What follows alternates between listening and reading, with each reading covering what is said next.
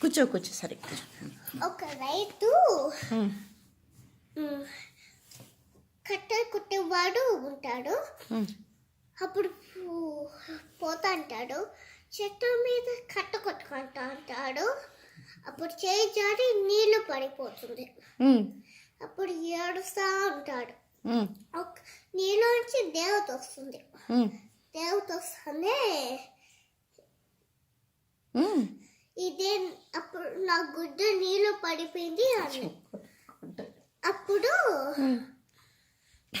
దేవత అంత విలువైన తీసుకొచ్చింది. ఇది నా అంటే కాదు కాదు అంటాడు. అప్పుడు ఇదంటే వెంట తీసుకొస్తుంది. అది కాదు కాదు అంటాడు. వాడి గుడ్డలు తీసుకో, అవును అది నాదే, అది తీసుకొని కట్టెలు కొట్టా అంటాడు. అప్పుడు చెడ్డోడు వస్తాడు పక్కింట్లో నుంచి. అప్పుడు నేను అట్లా చేస్తా. అప్పుడు నిజంగా పడేస్తాడు. అప్పుడు ఏడుస్తాడు. మళ్ళా దేవత వస్తుంది. అప్పుడు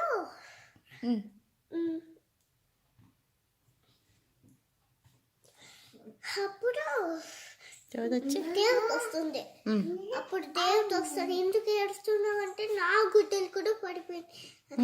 అప్పుడు ఆమెతో విలువైన తీసుకొస్తుంది. అప్పుడు అదే నాది నాది టవల్ కట్టుకొని దాచిపెట్టుకొని హరచుకుంటూ వెళ్ళిపోతాడు.